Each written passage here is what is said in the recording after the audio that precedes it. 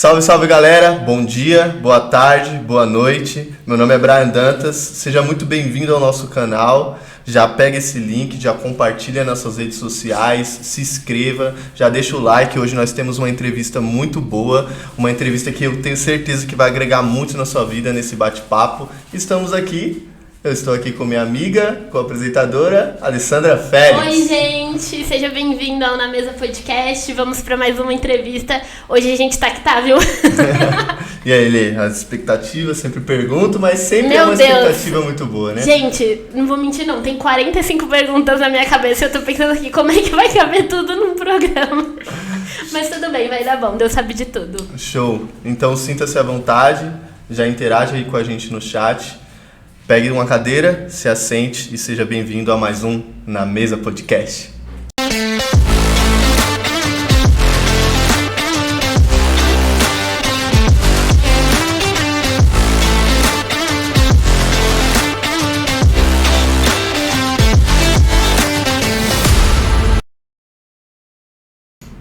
E estamos aqui hoje Com quem? Ele mesmo. com ele. Uma honra receber aqui meu pastor, meu discipulador, meu pai espiritual. Ele é um cara de muitas Talentos. atividades, né?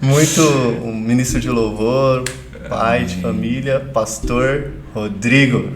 Amém, gente. Primeiro é um prazer estar aqui, né? Uma honra muito grande. Tenho acompanhado todo o trabalho de vocês, tenho ficado muito feliz com cada resultado que nós temos acompanhado e acho que como todo mundo a gente também está nervoso, né? Esperando o que Deus vai nos preparar nessa manhã de hoje, para a glória do nome de Jesus.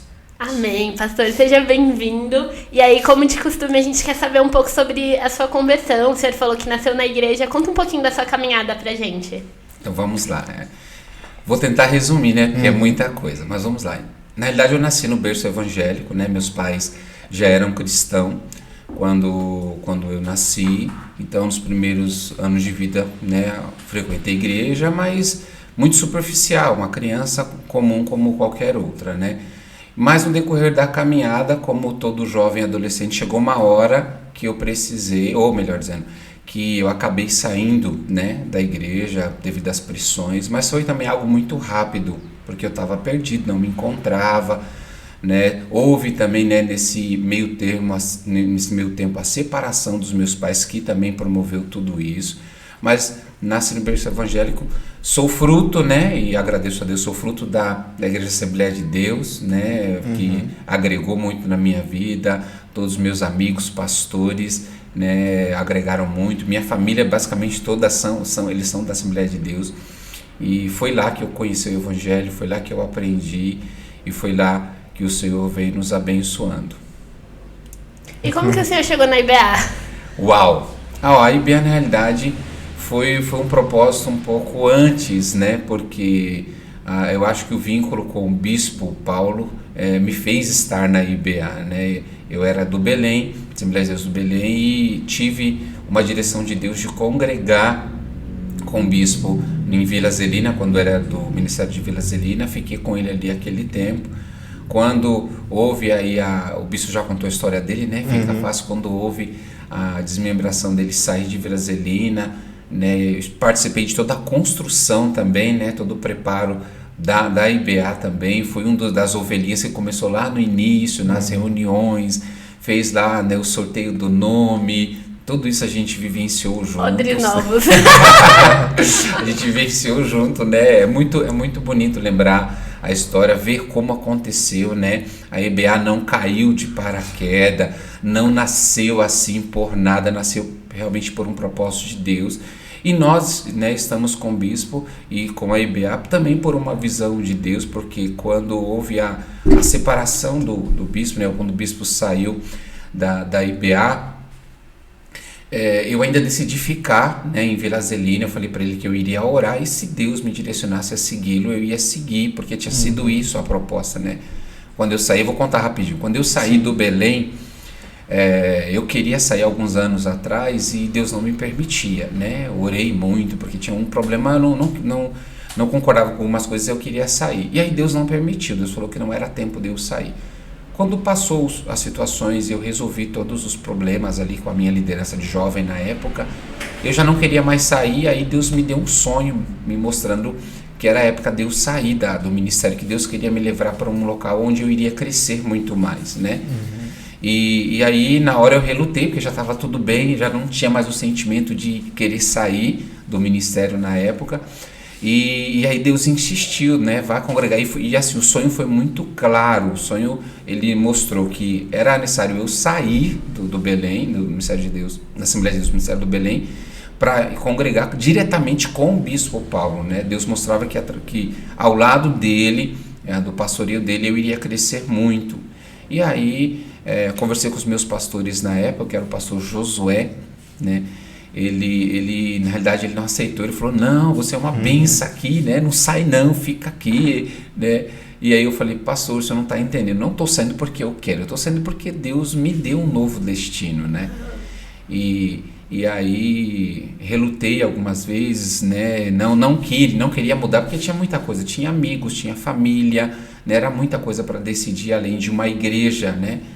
E Deus ainda enfatizou, não, é para você sair, enfim, acabei saindo, cheguei no bispo, o bispo me aceitou na época como ovelha do pasto dele, né? E ali fomos crescendo junto no Ministério de Vila Zelina, né? E então para poder sair de Vila Zelina eu queria fazer a mesma proposta, orar e saber se realmente era o que Deus tinha preparado para a minha vida, porque eu entendo que nós não podemos seguir pessoas, né? A gente não segue pessoas, a gente segue o Evangelho de Cristo Jesus, mas o Senhor nos dá vínculos, nos dá aliança com pessoas.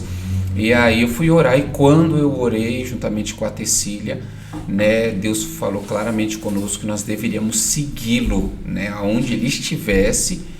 Era pra gente seguir, tanto que quando eu conversei com ele eu falei, para onde você vai? Né? Você vai para onde? E aí ele falou assim, eu não sei para onde eu vou, ainda não tinha na mente dele, né? Ele não tinha ainda a ideia de abrir igreja, ele não tinha ainda, estava talvez no coração dele, mas ele não tinha compartilhado com a gente ainda a ideia de abrir igreja. Eu falei para ele, a igreja que você for, se for batista, presbiteriana, quadrangular, onde o senhor for, é para mim estar do seu lado. A orientação de Deus foi essa, né? E aí, com as reuniões que começaram a acontecer na casa dele voluntariamente, né? Tinha aquela multidão de pessoas, a gente começou ali se reunir, surgiu a Igreja Bíblica Ágape, que ele já contou, o Kiko também contou com detalhe como foi o sorteio, né? Foi muito bacana. Então foi a partir daí que a gente nos aliançou à IBAI. Eu sempre digo para ele, né, que o que me faz estar perto dele não é, né, às vezes vê a gente muito próximo, a gente tem anos de amizade juntos, não é porque a gente troca a mesma figurinha, não é porque o bispo, né, o bispo trata o pastor Rodrigo como, né, o bonzão, não, nada disso. A gente tem um vínculo espiritual, a gente tem uma aliança muito forte, que foi Deus que nos deu essa aliança. Então, mesmo as nossas discordâncias não quebram a nossa aliança, né, porque foi Deus que quebrou, Deus que estabeleceu essa aliança. E pastor, me ajuda aí porque eu falo bastante, então vocês me cortam. Eu já ia perguntar sobre o ministério pastoral, tá? Mas antes disso eu queria que você falasse um pouquinho de como foi o período fora da igreja. Então, o período fora da igreja, como todos os jovens, né? Eu tava num percurso de que tava em cima do muro, tava um pé na igreja, outro no mundo, não adianta, né? Ia pro final de semana, eu ia pro culto, mas durante a semana eu ia para as festas, ia para as danças, os bailes, né? Então, tava vendo esse tempo. E aí chegou uma hora que eu falei, eu vou ficar no mundo. Só que eu nunca fiquei literalmente, porque eu nunca consegui... Não se encaixou, né? Não, eu nunca consegui sair totalmente da igreja. Por mais que eu dancei, bebi, infelizmente, né, bebi, fumei, graças a Deus, nunca tive coragem e nunca quis experimentar nenhum tipo de droga, né? Mas infelizmente conheci a bebida, dancei, fumei, mas isso foi muito rápido, né? Foi um período de 1 ano na minha vida que eu vivenciei, e eu vi que nada disso me trouxe a alegria que o pessoal do mundo comentava, né? Sabe, a gente viu o pessoal, aquela vibe de beber, aquela vibe, eu não consegui ver essa graça. Para mim, o mundo se tornou sem graça, sabe, preto e branco. Para mim foi isso, o mundo para mim foi preto e branco. Para mim, o evangelho é colorido, né? Agora o mundo é preto e branco. Então eu bebi, mas não vi graça, né? Na realidade eu me assustei, gente, ó. Contar um fato, eu fui para um baile, eu fui para um baile, né, com o Hélio e a Mara, né, meus irmãos. E nesse baile a gente começou a beber, eu bebi todo tipo de bebida, desde a mais forte, a mais fraca, e bebi mesmo, né, virei o caneco. Bebeu com força. Bebi com força. Irmãos, todo mundo caiu bêbado, e eu não. A bebida não fez efeito em mim. E aí isso me preocupou. Como eu era filho de crente, na hora que eu fiz, eu pensei, meu, deve ter um espírito bebê no meu lugar, não é possível. Porque, todo mundo bebeu e ficou bêbado, né? Caído no chão. Meus irmãos, né, ficaram maus mesmo na festa e eu não, né? Eu fiquei bem, eu fiquei lúcido, eu olhei todo mundo no chão e falei, por que todo mundo tá caído e eu não? E aí automaticamente eu falei, cara, deve ter alguém bebendo no meu lugar, alguém tá bebendo, né, pra mim, porque a bebida não subiu, eu misturei, né, Dreia 51 com vinho, com cerveja, com uísque, tudo que tinha, e eu não fiquei bêbado, então isso me preocupou, né, e aí eu falei, quer saber, não vou beber mais não, né, tô fora, não bebo mais, né, então a partir daquele dia eu decidi não beber mais, era uma criança basicamente, era um adolescente, tinha uns 14 anos, né, 13, 14 anos. E aí decidi não beber mais. E o cigarro já foi um estado mais financeiro, né? Primeiro que, eu não sei que graça que tem o cigarro, gente. Primeiro que fede. Fica sem pulmão, fede, é caro, porque não é barato, né? Então todo o dinheiro, pouco que eu pegava na época, eu gastava em cigarro. Porque não sei se vocês, claro, vocês não são na época, né? Talvez os mais velhos vão lembrar, mas o cigarro era muito status, né? O cigarro era um instrumento de status. Quem fumava parecia que era bonito, mas descolado, era descolado, era isso, né? Então eu não sou tão velho, mas eu peguei um pedacinho dessa época. E aí quando eu vi que o cigarro só tava comendo meu dinheiro, né? Eu falei, quer saber, eu vou parar com essa porcaria, não tem graça, fedido, é ruim, não gostei e abandonei. Foi algo muito rápido, mas eu vi que eu não servia. O mundo não me expressou a alegria que expressa na vida de tantas pessoas, né? Uhum. Então para mim o mundo foi sem graça, não foi atrativo. Bebi, dancei, saí, se diverti, mas foi sem graça. Então foi muito rápido, foi um período realmente de 1 ano, e quando fez 1 ano eu realmente reestabeleci a minha vida com Deus, né, e decidi voltar mesmo e esquecer tudo que eu tinha vivenciado no mundo. Sim, mas esse processo de mudança não foi tão fácil, né? Não, porque tem os desejos de voltar, né? As amizades permaneciam nos bailes, né? Os amigos nos bailes. As pessoas ainda te ofereciam as bebidas, você tinha que falar, não, né? Mas você tomava antes, né? Porque o pessoal sabia que eu era filho de crente, que eu estava na igreja, e mesmo assim eu bebia e fumava. Olha só. Eu me converti de verdade. Meu Deus! Né? Como diz a Alessandra, agora me converti. Ou pelo menos eu estou tentando me converter. Né? Não é fácil, é difícil. Né? Ainda mais com uma família desestruturada. Eu acho que esse é o pior. Né? Por que o Rodrigo, né, com 13, 14 anos, e talvez, né, pessoal, segura aí, talvez alguns se assustem, porque não é todo mundo que sabe disso, né? Alguns parentes, familiares nunca soube, né, desse crivo dessa história, e eu até quero falar aqui que eu estou falando sempre ao olhar do Rodrigo. Talvez outras pessoas que conviviam comigo, né, nessa época vão falar, mas espera aí, isso não aconteceu porque aconteceu comigo, né? As pessoas não vivenciaram muitas coisas que eu vivenciei em particular em oculto, né? Então é o olhar do menino Rodrigo, né? Da criança Rodrigo, do adolescente Rodrigo, do jovem Rodrigo, e não do Rodrigo homem que todo mundo conhece hoje. Do pastor Rodrigo. Então foi difícil, entre outras coisas, porque com tudo isso, a bebida, não adianta, a bebida vai produzir e vai mexer com a nossa sexualidade. Então, né, foi aonde eu conheci a pornografia também, me viciei em pornografia, né? Querendo ou não, nessa época, fora da igreja a gente não se guarda, então namorei, fui muito namorador, e quando eu vim para a igreja, eu posso dizer que esse espírito ainda estava em mim. Daí queria namorar as irmãzinhas da igreja, queria, né? Não, eu namorei, meu Deus!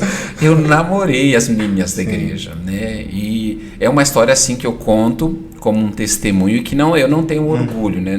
Tanto que eu não conto muito porque eu não vejo como o nosso passado como algo que precisa ser relembrado, né? Toda hora no altar, no púlpito, ficar contando. Não, eu acho que a gente precisa contar para as pessoas a mudança que Deus causou, né? Não precisa ficar contando em detalhe. Mas hoje a proposta é revelar um pouco daquilo que a gente vivenciou. Então eu fui namorador e aí quando eu voltei para a igreja, esse espírito de namorador permaneceu em mim. Eu queria namorar.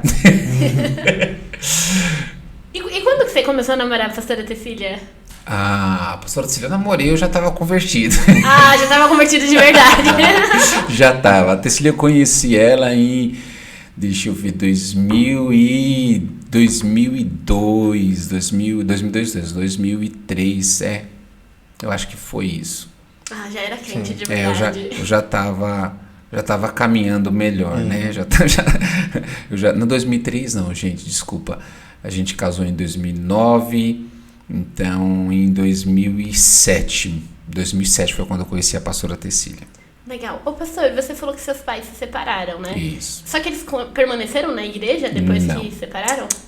Na realidade, essa parte é uma parte triste, né? É uma parte muito triste da minha história, porque o Rodrigo apareceu, né?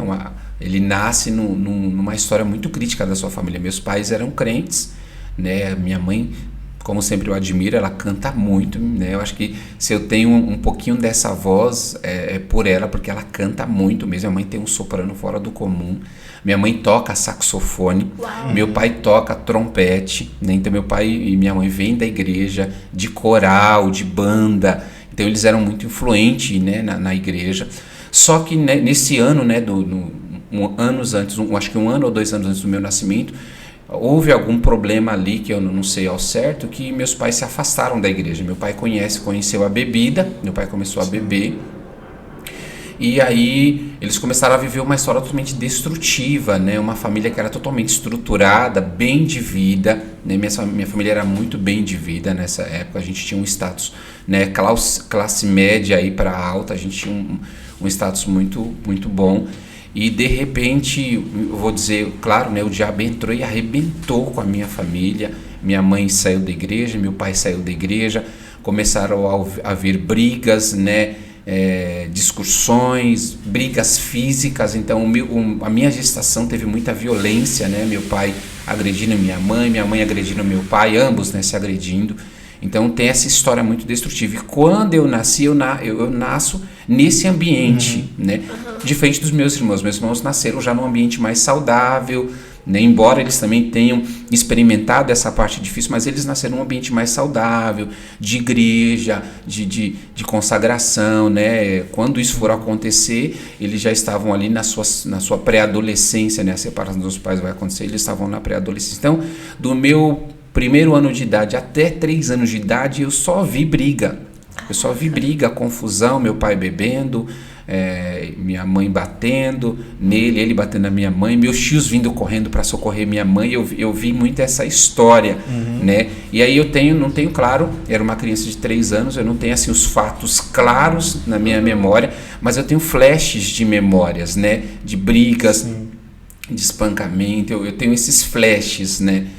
E aí isso foi totalmente destrutivo, porque quando eles se separam, uma criança de 3, 4 anos não tem uma habilidade, maturidade para entender os pais separaram. Eu só sei que meus pais foram embora, porque a separação deles aconteceram assim, né?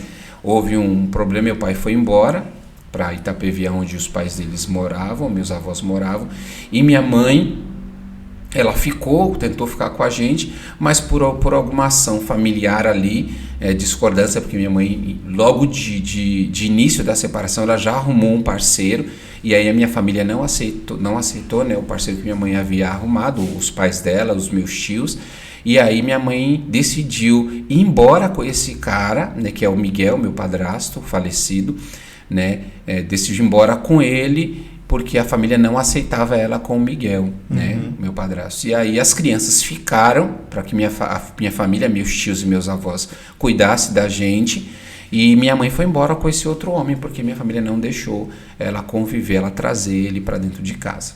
Então foi algo terrível. Então eu, como criança, eu não sabia assim na totalidade o que estava acontecendo, né? Era muito difícil ter essa compreensão.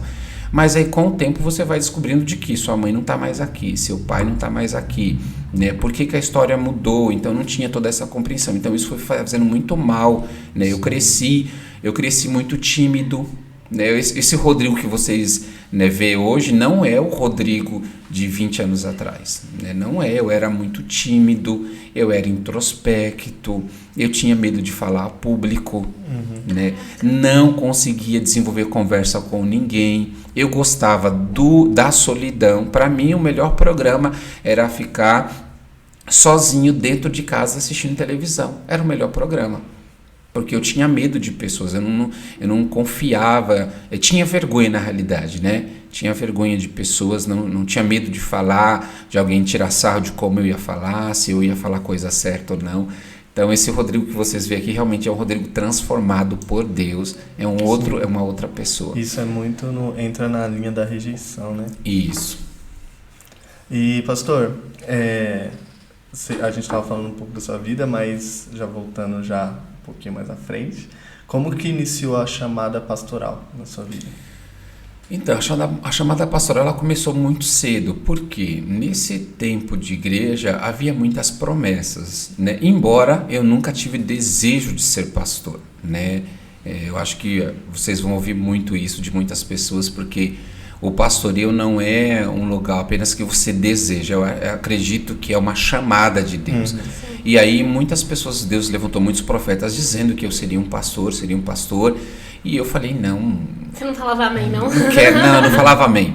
Não queria. Eu falava, não, eu quero ser cantor, porque eu canto desde os 4 anos de idade, né? Comecei cantando com 4 anos de idade. Então você vê, nesse crivo da separação, né, eu comecei a cantar na igreja. Então, basicamente foi um subterfúgio, né, onde eu pude me encontrar ali para não se perder totalmente.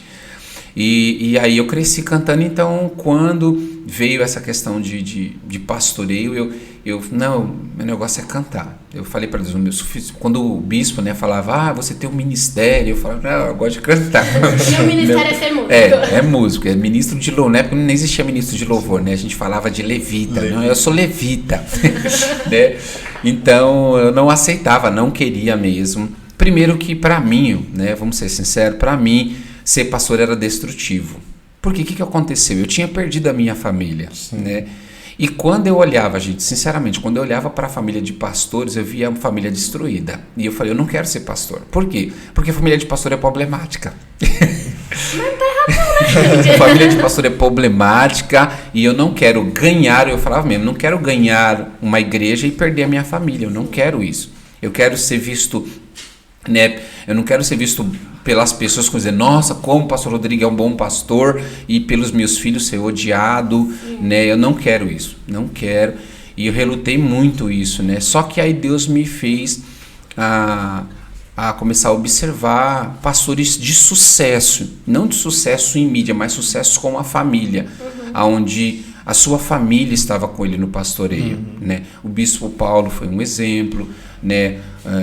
Os pastores, pastor Ebe, pastor Silas e tantos pastores da mídia, que eu comecei a observar pastores mesmo que a família dele estava acolhendo a igreja, que não era uma família disfuncional, né? Que o pastor é pastor, mas parece que os filhos querem ver o demônio, mas não quer ver o pai, né? Não quer ver o pastor, não reconhece a unção que tem esse pai. E eu falei, eu não queria viver isso. Mas aí Deus me mostrou outro caminho, né? Deus me mostrou que tinha uma outra possibilidade. Eu poderia ser pastor e continuar tendo a minha família, né? E aí as coisas foram acontecendo. Não fez assim, pum, eu quero ser pastor. Então eu fui, como todo mundo, eu fui cooperador, diácono, presbítero, até chegar ao pastoreio, né? E quando eu vim para o pastoreio, aí eu já estava com uma ideia mais madura, porque aqui na IBA, gente, funciona da seguinte forma: aqui a gente não é consagrado para ser. A consagração é o reconhecimento de quem você já é. Primeiro você faz as Isso. coisas, né? Então, quando veio a consagração pastoral, eu já exercia o ministério pastoral, eu já discipulava pessoas, eu já cuidava de pessoas, já tinha isso na minha veia. Então, nessa época foi fácil aceitar. Mas antes dessa aceitação foi muito difícil, porque eu não queria. Não queria mesmo. Ô pastor, essa visão de, tipo assim, ele é pastor e a família dele tá destruída. A gente até falou sobre isso com o bispo, né? Porque a gente tem um olhar muito julgador pro pastor. Tipo assim, o cara é pastor, então a família dele tem que ser perfeita. Só que também ele não pode obrigar, né? Eu sou pastor, eu não posso obrigar meu filho a ser um ótimo exemplo, a ser crente. A gente tem uma... Tipo assim, parece que o pastor não pode errar, né? Isso. Na realidade...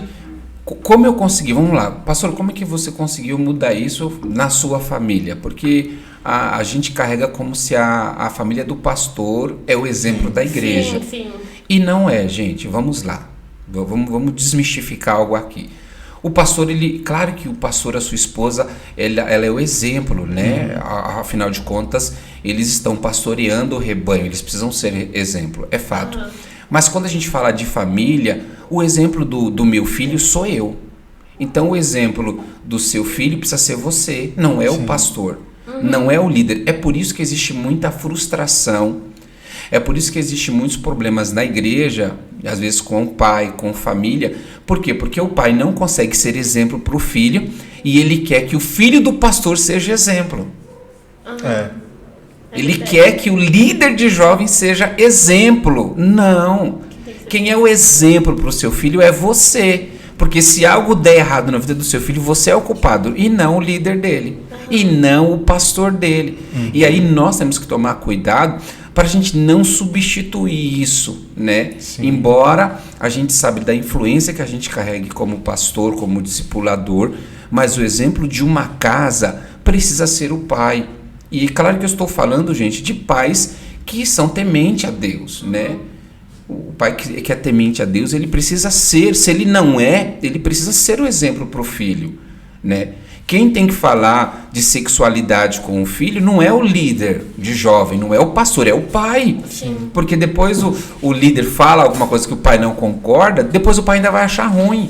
Né? Eu lembro que quando eu comecei a liderar os jovens no MCA, Ministério com Jovens, olha só, bem criativo, né? No MCA não, MCJ com o Kiko, na verdade era o Kiko, Fernanda, eu, a pastora Dayana e a Arlete, se eu não me engano eram nós 5, né? O MCJ. E muitos pais vinham perguntar para mim, ou pedir ajuda para mim, para conversar com os filhos deles sobre sexualidade. Só que eu também, naquela época, eu era um outro jovem, né? Eu não era adulto. E aí eu falei para a mãe, quem tem que falar sobre sexualidade é seu marido, não sou eu.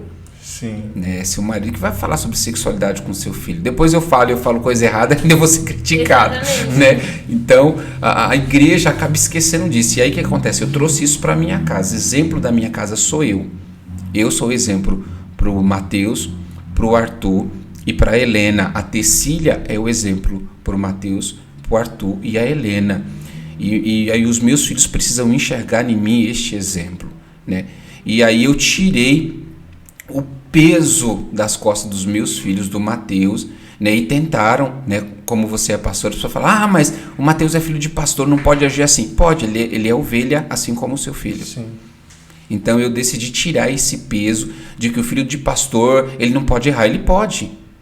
Ele tem direito de cometer os erros dele para chegar à sua maturidade, tanto que quando acontecem os erros, o primeiro a direcionar ele sou eu. Embora ele tenha também os discipuladores dele, ele tenha a galera que acompanha ele, mas eu sou o pai, eu sou o cara presente. Então eu que chamo, eu que bato o papo, eu que chamo para conversar, eu que alinho, eu que falo das discordâncias, porque eu acho que o exemplo também está aí. Mas aí eu tirei esse peso da minha família de que a minha família é a perfeita, a minha família é a família pastoral, ela tem que ser mentira. Ela não tem que ser exemplo. Eu sim preciso ser exemplo pela responsabilidade do encargo pastoral. Mas meus filhos não. Meus filhos são crianças, são adolescentes jovens, como todos os jovens. Então eles vão cometer erros. Vão passar pelos mesmos processos, os mesmos ciclos que qualquer um jovem. Né? E aí a igreja ela precisa ser misericordiosa com isso. Né? Entendendo de que o filho do pastor ele não é o semideus. Né? O filho do pastor não é o pastor. Eu vou ensinar o Mateus, como a gente vem ensinando, no caminho que se deve andar, mas vai chegar, gente, a hora da decisão. Sim, e você não vai poder decidir por Vai ele. chegar a hora da escolha. Depois que o Mateus alcança a maioridade, hoje ele já está com 21 anos, então agora é ele. O que eu pude fazer por ele, ensinar, instruir, eu fiz. Agora ele precisa fazer as escolhas certas. E se ele fazer as escolhas erradas, ele vai continuar sendo meu filho. Ele vai continuar sendo o filho do pastor Rodrigo. Sim. Isso não muda ele, não muda o meu pastoreio, porque agora é campo de escolha. Eu preciso orientar a minha casa, eu preciso amar os meus filhos, eu preciso pastorear os meus filhos, né, até a sua maioridade, porque depois da maioridade eles vão escolher quem serão os seus pastores, eles vão escolher a vida cristã que eles querem para a vida dele. Embora eu sempre digo que eu quero eles comigo, né? Eu entendo que é uma honra muito grande um pai poder pastorear um filho. É uma honra muito grande. Mas eles vão chegar à época de escolher por quem que eles querem ser pastoreado. E isso não é desonra, é uma escolha. Às vezes eles querem buscar uma vibe diferente, né? Uma movimentação diferente que às vezes o nosso pastoreio não proporciona, né? Porque Deus tem uma obra pastoral para cada pastor diferente. Então, às vezes meu filho quer uma vibe mais descolada, que eu não vou ser tão descolado como ele quer. Ele pode, de repente, achar uma igreja, um pastor que é mais descolado. E não tem problema nenhum, né? Então, a gente tem que tirar esse crivo da perfeição da família do pastor. Não existe. Não existe. E é por isso que a gente viu muita frustração. E aí é escondido, né? Porque a igreja obriga o filho do pastor a ser o perfeito. E aí ele acaba sendo ou o bom exemplo ou o mau exemplo. Porque eu já vi muito assim. Eu vou fazer porque o filho do pastor está fazendo. Só que tomar cuidado, que se o filho do pastor for pro inferno, o seu também vai. Pois é, né? Entendeu? Você vai junto. Sim. A liberação ou a ação de um jovem, irmãos, ele não é exemplo para que outros podem. Tá fazendo errado, eu também vou fazer. Você está indo para a perdição. Salvação individual. Entendeu? Então não vá por esse caminho, né? Se o filho do pastor às vezes está com uma dificuldade, porque ele é um jovem, um adolescente, ele vai passar pelos mesmos crivos de problemas, o pastor vai ajustar, o seu pai vai ajustar e a gente vai conseguir mudar aquela realidade. Mas não tome aquele mau período como exemplo, né? Permissivo para que a igreja inteira, para que os filhos dos irmãos possam errar, né? E nem os pais aceitem essa fala dos filhos, né? Porque na realidade não é nem a fala dos jovens, dos filhos, é a fala muitas vezes dos pais, dizendo, o filho do pastor faz, então o meu também pode fazer. Cuidado que às vezes o filho do pastor foi vítima às vezes de uma influência ruim. Porque vamos lá, nossos filhos estão no mundo. Nossos filhos frequentam as faculdades que todo mundo frequenta, né? Hoje a gente não tem condição ou não tem uma faculdade que a gente possa colocar os nossos filhos lá para que eles possam ter o melhor ensino sem influência. E eu vou dizer que mesmo se a gente tivesse, existiriam as más influências nesse ambiente. Né? Não adianta.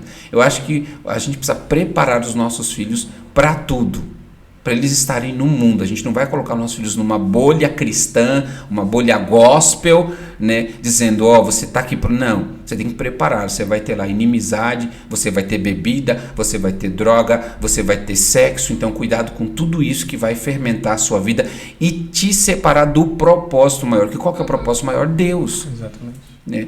É Deus, a sua vida com Deus, a sua salvação é muito mais importante do que qualquer outro comportamento.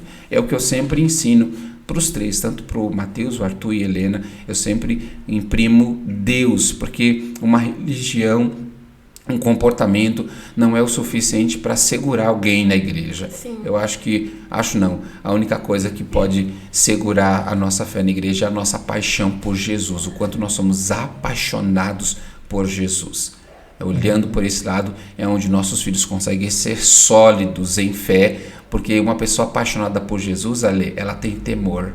Sim. Porque ela sabe que se ela tiver um mau comportamento, ela vai entristecer a pessoa do Espírito Santo. Sim. Né? E isso é doloroso. Hoje, por que a gente não tem uma frequência de pecados, né? Porque a gente continua pecando. Mas por que a gente não permite viver uma vida de pecado? Pela nossa paixão por Jesus. Não é porque a gente é perfeito, é a paixão por Jesus que faz a gente reconhecer, fugir da aparência do mal, renegar as nossas vontades carnais. Porque a gente tem, né? como eu tive aí a questão da pornografia na minha vida, que seguiu durante quase 20 anos, né? Eu fui viciado em pornografia. Por que hoje eu não sou mais? Porque eu sou apaixonado por Jesus. Né? E a pornografia não combina com Jesus. Não rola. Né? Não tem comunhão. E aí eu preciso abrir de mão da vontade carnal, porque ela é existente, ela está ali ainda. Né? Eu preciso dominar ela por Jesus. Não é pela religião. Não é porque é pecado. Claro, tem essa questão do pecado. Mas não é por isso. É porque eu sei que aquilo me afasta de Jesus. E aquilo vai ferir a pessoa do Espírito Santo. Vai atrapalhar a minha comunhão com Deus. É igual um casamento. A gente às vezes não trata a nossa fé cristã, a vida cristã, como um casamento. Né? Por que a gente não tem relações sexuais com uma terceira pessoa? Porque fere a sua esposa. Fere o seu cônjuge. É por isso que a gente não tem uma terceira pessoa. E com Jesus é a mesma coisa. A sua vida cristã é a mesma coisa. Por que você não pode ter comunhão com o pecado? Porque fere. Fere, vai destruir a relação entre você e Deus. Esse é o segredo para conseguir vencer, para conseguir dominar o pecado e dominar a nossa vida. É entender que as nossas atitudes pecaminosas, libertinas, vai ferir Jesus, vai ferir a pessoa do Espírito Santo e vai atrapalhar o nosso relacionamento. Sim. Nossa, muito boa essa analogia. Ô, pastor, agora eu quero guiar, né, virou pastor, ótimo, parabéns, muito bom. Agora vamos falar de Ravi, pra gente entrar nos assuntos que tá aqui, ó, na minha cabeça. Eu só queria puxar um antes do Ravi, né, porque como a gente disse, o Rodrigo é muito determinado. Talento. Lá vai o Brian falar de louvor, quer ver? Com certeza. Mas antes, você comentou sobre o Matheus, eu acho que eu nunca agradeci publicamente o Matheus que fez esse logo. Né? O Matheus, gente, o Matheus é um artista incrível nessa área de marketing, é um profissional muito bom. E eu quero agradecer, Matheus. Te amamos, irmão. Matheus. Te amo, filhão. E sobre louvor, né? Porque você falou que começou a cantar com 4 anos. Então é uma vida inteira. O Ravi uma vida inteira cantando. Eu queria que você falasse um pouco que você é líder do Ministério de Louvor. Pelo menos aqui na igreja já tem de 11 para 14 anos, né? Lá para muito tempo. E antes disso você também já cantava. E fora isso, compõe... arranha um pouco no violão, não vou dizer que você toca, que você fala que isso não toca. Isso mesmo, arranho, glória a Deus. Arranha um pouquinho no violão, mas em relação à voz e tudo mais, a gente sempre tem uma admiração, assim como Deus te usa poderosamente no Ministério de Louvor. Deus Queria que você falasse um pouco sobre essa parte também. Então, a música, eu acho que a música foi um prêmio de Deus para a minha vida, porque como eu comecei a cantar com 4 anos, a música me ajudou muito. Né? Me ajudou no momento de dificuldade, no momento de solidão, né? Então eu consegui enxergar Deus através da música. A música me ajudou muito. E aí a gente foi crescendo. Na realidade, a Assembleia de Deus ela é formadora de bons músicos, né? Ela forma bons músicos, né? A gente cantando, a gente começa cantando ali nas crianças, depois passa para adolescentes, depois vai para os jovens. Tem coral. Eu comecei muito cedo cantando em coral. Tava aquele monte de adulto lá e eu com 8 anos de idade cantando no coral com os adultos, né? Então, todo o conhecimento vocal que eu tenho, eu não fiz aula, não fiz curso de técnica vocal, mas todo o conhecimento que eu tenho veio de coral, participando ali com os meus tutores, né, no coral, aprendendo, né, o que é soprano, contralto, baixo, tenor, mezzo, né, barítono. Então, fui aprendendo com eles e fui desenvolvendo, fui crescendo, né? E aí, quando chegou ali em acho que 2006 para 2008 começou a surgir a questão do ministério, porque não tinha ministério de louvor, tinha os grupos e departamentos, mas se eu não me engano é de 2006, acho que é isso, 2004, 2005, acho que começa a surgir, né? Pelo menos aqui pra gente, aqui na periferia, começou a surgir na nossa igreja o tal ministério de louvor, né? Que já tinha em tantas igrejas e na nossa ainda não tinha.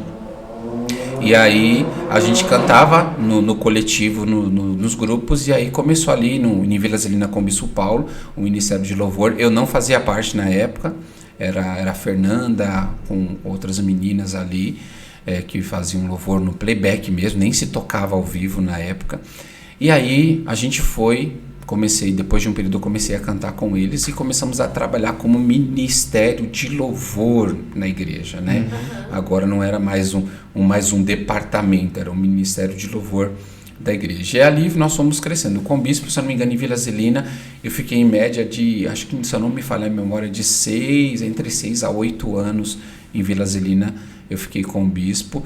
E desses, vou colocar 6 anos, acho que é mais, desses 6 anos, a gente ali já começou a exercer uma liderança no Ministério de Louvor ali, antes da gente migrar para a IBA. Né? E ali eu fiquei ali como ministro de louvor, mas muito cru, porque a gente não ministrava como a gente ministra hoje, né? A gente não falava. Eu lembro que o bispo falava, vocês precisam ministrar, e eu não conseguia. Rapaz, eu cantava de olho fechado, eu era tão introspecto que eu saudava a igreja, né? Como salve os irmãos com a paz do Senhor. E aí vou aqui cantar vamos louvar o Senhor, e fechava o olho e só abria no final do louvor. Mentira! Eu era tímido, gente, eu era tímido demais, né?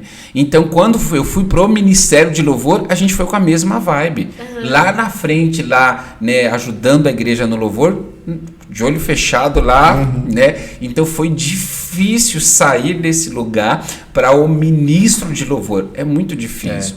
Né? Só que eu sempre peguei toda a obra de Deus como um grande desafio para se aprender. Então, eu tô lá, então eu sempre busquei estudar, né? O que precisa fazer. Então eu sempre li muito, né? Principalmente depois de 2008, né? Acho que 2008 foi um crivo mesmo, divisor na minha vida, que eu comecei a ler muito de 2008 e não parei até hoje, eu leio bastante. E aí eu comecei a ler muito sobre o Ministério de Louvor, além de ouvir muitas ministrações de grandes ministros, como Diante do Trono, Aline Barros, Cassiane, Juliano Som, né? Que mais? Davi Sasser e tantos outros ministérios que foram surgindo. Então a gente ouvia muito eles para aprender. E no começo, como que era a nossa ministração? Era um repeteco, gente. Não era o que a gente... Hoje a gente ministra voluntariamente, mas no começo não era. A gente repetia tudo que os cantores faziam no CD. Tá lembrado lá do André Valadão, né? Canção do Filho Meu, Estou Aqui. Sim. E aí quando ele vinha para a área da administração, Tu és meu filho amado, a gente copiava tudo. Né? Então a gente aprendeu copiando literalmente, a gente repetia igualzinho as ministrações, os textos que eles utilizavam, e se alguém está em Cristo, nova criatura, fazia igualzinho, né? Só que isso foi nos amadurecendo, nos crescendo, até Deus tirar a gente desse ambiente de repetição, né? Mostrar realmente o que é ministrar louvor. Ministrar louvor não é repetir, é ter uma palavra inspirada durante o louvor, né? E a gente saiu da IBA, e aí saiu de Vila Zelina, viemos para a IBA. Quando chegou na IBA, nosso líder do Ministério de Louvor era o pastor Marivaldo. O pastor Marivaldo era o nosso líder do louvor. Marivaldo, se não me engano, ficou 2 anos como líder do louvor, e depois assumiu o louvor. Assumimos o louvor, eu e o Kiko. O Kiko, eu sempre agradeci a Deus pela liderança que a gente teve no Ministério de Louvor no início, porque a gente tinha uma vibe assim incrível. A gente se comunicava muito bem, né? A gente nunca, né, quase não, mais de 10 anos trabalhando juntos, a gente nunca teve problemas de discussões, de intriga, de divisão, não, a gente trabalhou muito, muito, muito bem mesmo. Kiko com a Fernanda, a Paola, né, que não está mais com a gente aqui. Então a gente teve uma vibe muito boa. E aí nesse ambiente a gente foi crescendo muito, né? Realmente o Ministério de Louvor naquele início se transformou num ministério muito forte dentro da IBA, né? Em questão de unidade, de amizade. Nós éramos muito amigos mesmo, a gente estava junto, né, tanto que a gente, né, conseguiu aí produzir um CD com muito trabalho, né, com muito, como diz o bispo, né, com muito esmero, né? Então foi algo muito, muito bom mesmo, a gente cresceu muito. E aí de 2010, né, Marivaldo 2008 começou a IBA, 2010 para cá eu venho liderando o Ministério de Louvor, né? O ano passado, né? O ano passado eu peguei uma folguinha, fiquei 10 meses fora, descansando, respirando, mas já voltei para liderar louvor. E liderar louvor ou ser ministro de louvor não é fácil. Primeiro que é uma área muito atacada pelo diabo, espiritualmente. É muito atacado. Primeiro que a gente tem uma linha muito tênue de adoração em louvor e apresentação. Sim. Né? E o ministro de louvor, ele nunca pode cair na malha fina da apresentação. Eu estou cantando, você não canta. Né? Não tem performance. Não tem esse brilhantismo, esse estrelismo, não cabe dentro da igreja, sabe? E o interessante é que eu vi recentemente alguns líderes relevantes, como a Ana Paula Valadão, falar que a igreja está passando por uma mudança expressiva porque a gente explorou muito a mídia e isso foi bom porque trouxe visibilidade à igreja através da música, mas aí a gente começou a fazer show dentro da igreja. Sim. Né? E aí não adianta, gente, show não cabe para a igreja. Sim, ou é show ou é culto, né? Eu sei que a gente tem muita técnica, isso é bom, é preparo, tem gente que toca muito bem, canta muito bem, e é importante, acho que a Bíblia vai falar disso quando Deus escolhe pessoas que sabem fazer o que está fazendo, né? Aquela ideia de que Deus não chama os capacitados, mas capacita os escolhidos. Claro que tem uma linha de verdade, mas não é regra de fé. Sim, Deus também né? chama os capacitados. Deus também, olha lá, Davi era capacitado para aquilo que fazia. Quando Saul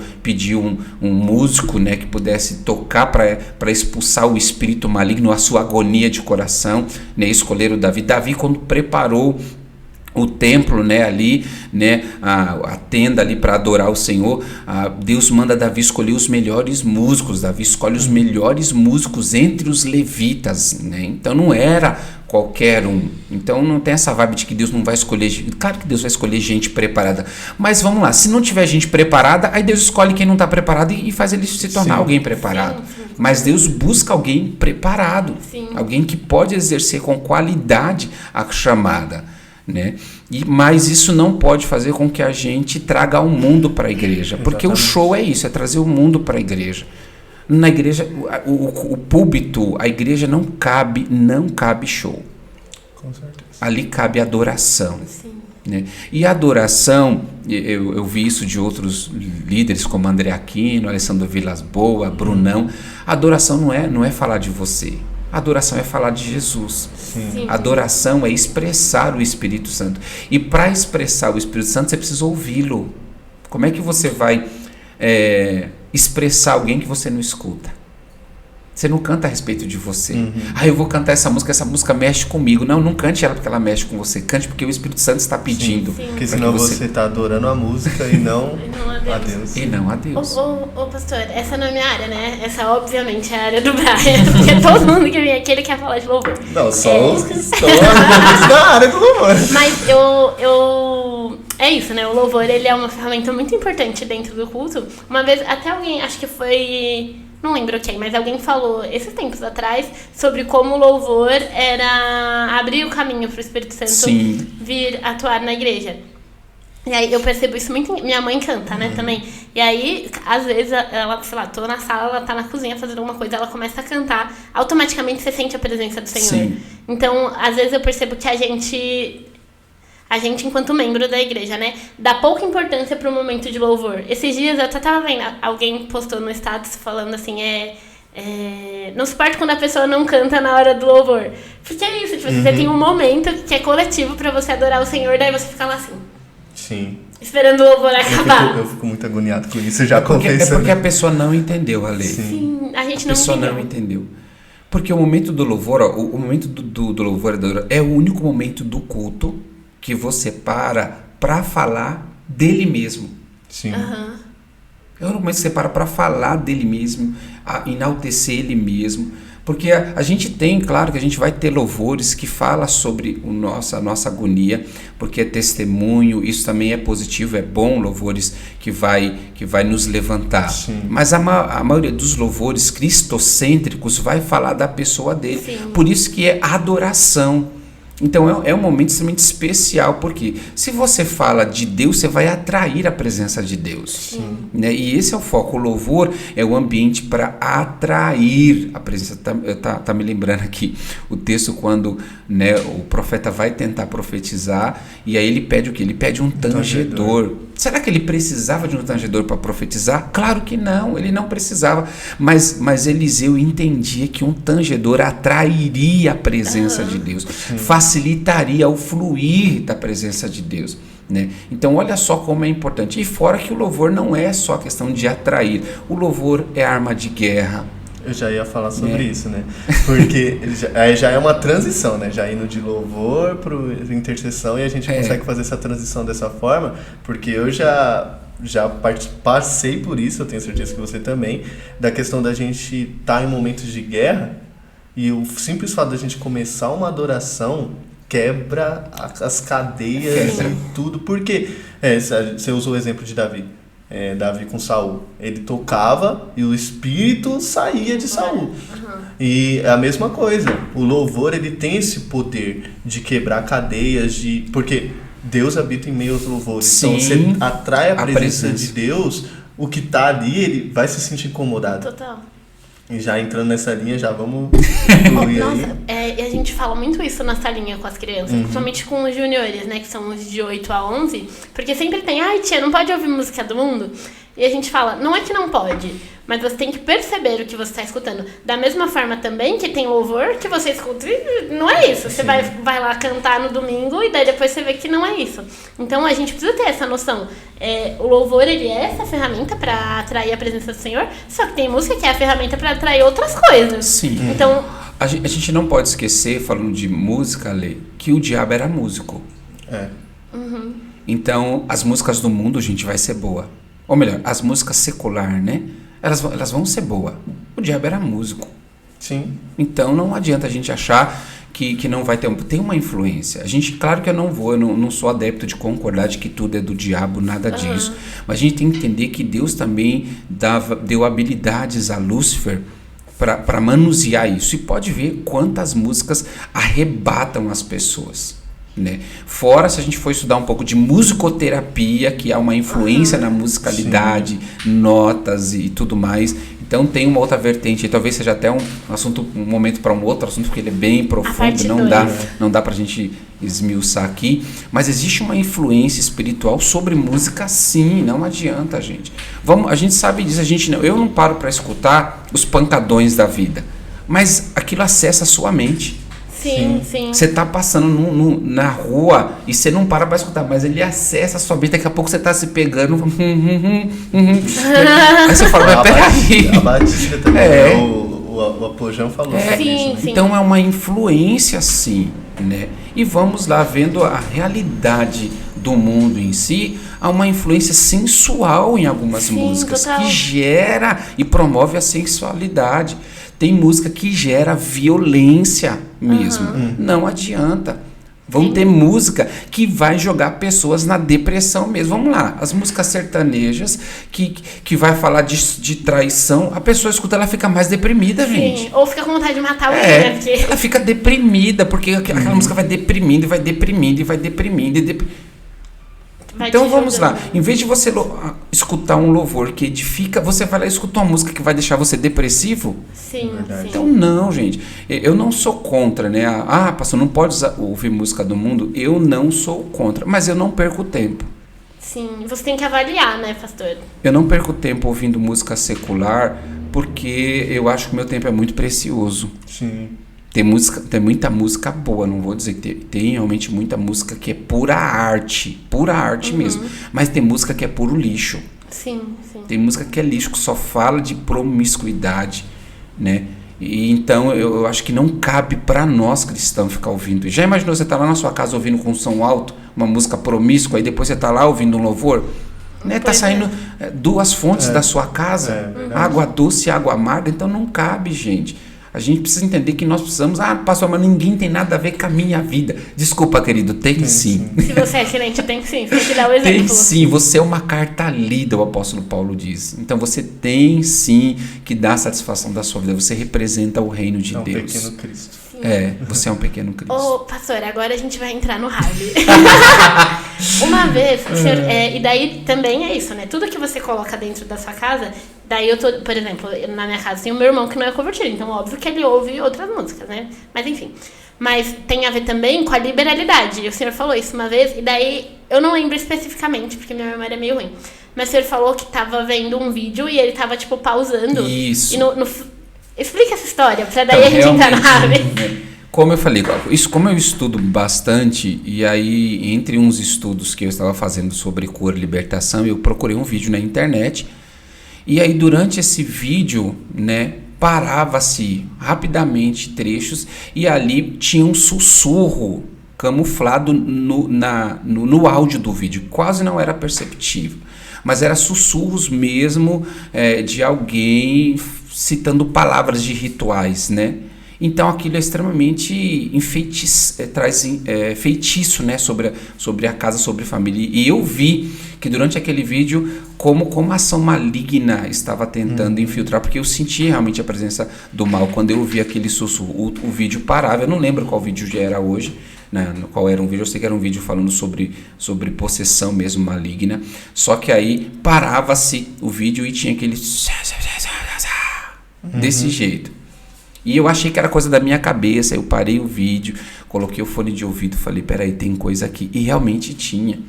São pessoas que fazem esse tipo de vídeo para gerar encantamento e feitiço sobre a vida das pessoas.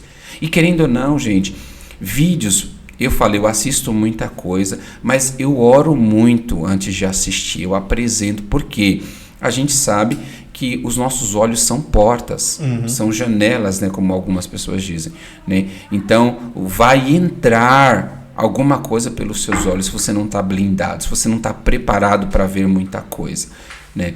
Então, é preciso ter esse cuidado. O seu ouvido também é porta, né? Pode entrar coisas, né? E aí pode fermentar e ferir o seu coração.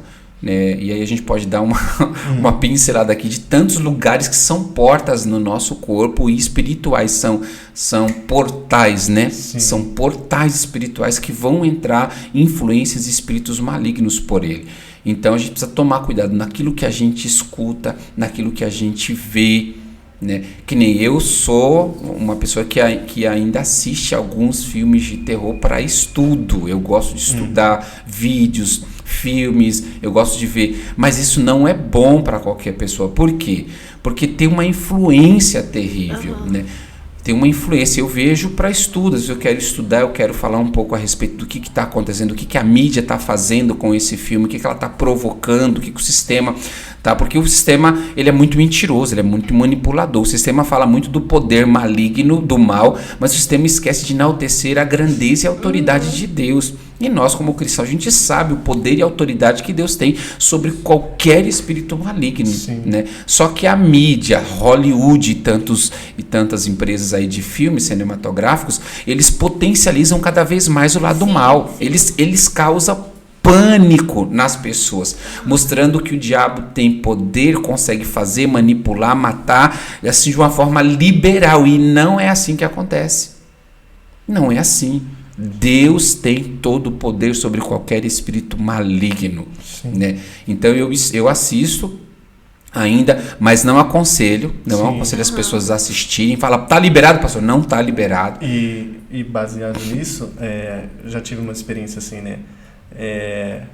Determinada situação, estavam assistindo um filme de terror e poucas horas depois, né? Houve uma manifestação. Entendeu? E aí a gente tava lá, né? O Joe tava junto comigo também. E aí a gente expulsou e tudo mais, mas houve manifestação, entendeu? E é justamente isso, a influência que tem, né? Você viu que tava tudo de boa e de repente traz essa janela, né? Isso mesmo. E não só filme de terror, né, pastor? Eu assisto às vezes, assim, mas não só filme de terror. A gente também fala muito sobre isso na nossa linha, sobre classificação indicativa. Por exemplo, aquela série que fez muito sucesso, Stranger Things. Tinha criança na salinha que assistiu, e eles não têm idade pra assistir. Sim. Então a gente, enquanto adulto, também tem que perceber essas coisas. Porque não que não pode assistir nada, só tem que assistir pregação agora. Não é isso, mas você precisa tomar cuidado com o que você assiste. Por exemplo, eu tava conversando com a minha mãe esses dias. Você vai assistir uma novela. Tudo da novela é traição, tudo é não sei o que, é mentira, é engano, é roubo. E assim, o grande problema da novela não é que é aquela assim, porque a novela vai mostrar um pouco da realidade, mas o problema é que elas não mostram a realidade, ela mostra uma libertinagem de que a traição é positivo. Tipo suave, né? Sim. Eles não mostram que a traição está destruindo. Sim. Eles não estão mostrando que a traição está destruindo uma família, está destruindo uma criança, uma adolescente que está perdendo o seu pai, está perdendo a sua mãe. Eles não estão mostrando isso, porque isso depois são as igrejas, são os pastores, são os psicólogos e terapeutas que vão cuidar dessas pessoas. Sim. E a novela está imprimindo como se é algo positivo. É legal fazer, não tem nenhum problema. Se você está casado e você deixou de se apaixonar pelo seu marido e agora alguém brilhou nos seus olhos, é natural, é normal. Não é normal, gente. Isso é destrutivo para a família. E a gente já conversou sobre isso, tem muito disso em todas as áreas. Às vezes a gente não percebe, por exemplo, desenhos. A maioria desses desenhos muito famosos, a gente até falou sobre isso. Você pode ver que o personagem principal não tem os pais. Entendeu? Ele é um cara rejeitado. Rejeitado. Passou por vários problemas e agora ele tá... o jovem, quando assiste aquilo, a adolescente, a criança, ele tá se familiarizando com aquele personagem. Tá se acostumando com aquela visão. Exatamente. Se pondo na situação igual. E isso traz uma influência também. De você falar, cara, eu quero ser igual a esse cara, só que você não percebe o tanto de coisa que foi maquiada ali. Sim. Teve um filme que eu assisti recentemente, né? Não vou citar o nome, mas ele estava falando dessa crise familiar que tinha com os pais, e os pais estavam preocupados de como falar para o filho da separação. E quando os pais se preparam para falar da separação, sabe o que o filme imprimiu? Que quando o pai falou para o jovem falou assim, até que enfim, porque lá na minha escola todos os meus colegas, os pais são separados e eu também estava querendo que os meus pais fossem. Olha o absurdo. Que horror. Olha o absurdo. Né? Isso está fazendo com que? Isso está fazendo com que as crianças e os adolescentes se acostumem com essa visão. Normalize a separação. Normalize o divórcio. Normalize. Sim. Isso não é normal. Isso é uma família disfuncional. Isso não é normal. Desenhos, até com a classificação hoje indicativa, a gente precisa tomar cuidado. Nós, pais, precisamos assistir com os filhos. Parar para ver o que o seu filho está vendo. Porque hoje, infelizmente, os desenhos estão cheios de ideologia. Estão imprimindo. Antigamente nós tínhamos mensagens subliminares. Hoje não tem. Hoje é descarado. Hoje não tem. Entendeu? Hoje mostrando que a família tradicional, ela é bizarra. Sim. Hoje os desenhos estão mostrando isso. É bizarro. A família tradicional é esquisito. O normal é ter a família disfuncional que a gente está vendo aí.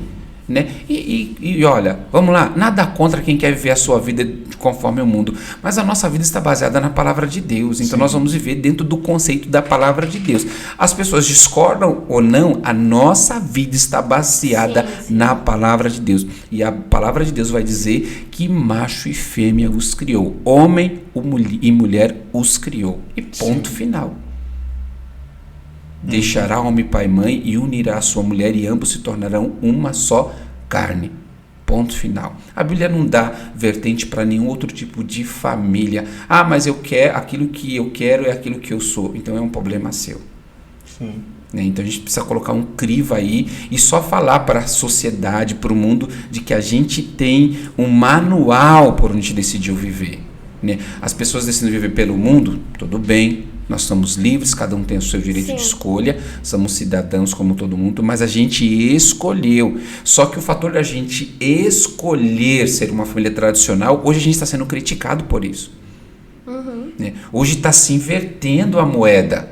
Né? E aí está vindo uma apologia de que nós somos contra. Não é que a gente é contra, cada um faz a sua vida o que quiser, mas não queira imprimir ou fazer descer goela abaixo que eu preciso aceitar. Não. Eu posso até não concordar, eu posso até não querer, mas você querer forçar eu a aceitar, não é bem por aí. Eu acho que tem que ter respeito e a gente precisa analisar por quê. Isso está fazendo nossas crianças crescerem como normal, é normal.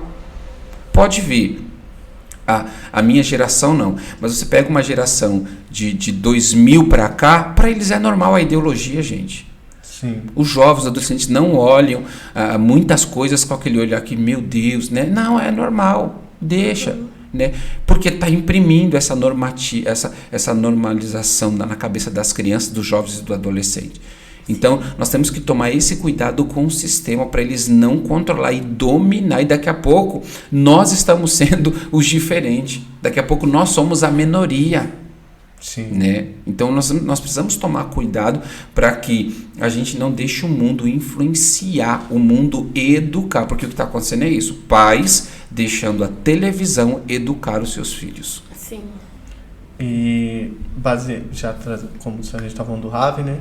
O quão isso abre no reino espiritual? Essa parte da família disfuncional. Fale um pouco. Vai trazer muitos problemas, né? Porque a gente vai mexer com o princípio. A família tradicional é o princípio, é o formato de Deus. Deus tem um formato, Deus tem um molde. E quando a gente altera esse molde, nós vamos trazer muita disfunção.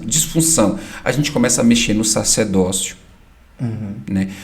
Muitos cristãos dizem que a Bíblia é machista. Eu discordo em número, gênero e grau. Eu sei que a Bíblia, a lei hebraia, vai ter muita coisa cultural, e aí nós como igreja precisamos ler e separar o que é cultural e o que é direcionamento de Deus, o que é realmente. E isso principalmente no ambiente da faculdade, porque normalmente as pessoas que tendem a dizer que a Bíblia é um livro machista são pessoas que nunca leram a Bíblia, que não têm ideia de qual foi o contexto que a Bíblia foi escrita, e daí falam assim, mas porque a Bíblia fala que a mulher tem que ser submissa, a Bíblia é machista. Tá bom, então vamos pegar histórias como Débora, a mulher de Davi, cara, ela aparece poucas vezes na Bíblia, mas às vezes que ela aparece, de Davi não, de Moisés, é pra falar, olha aqui, ó, vamos fazer o certo. Então assim, as pessoas precisam ler as coisas, né, mas tem, enfim.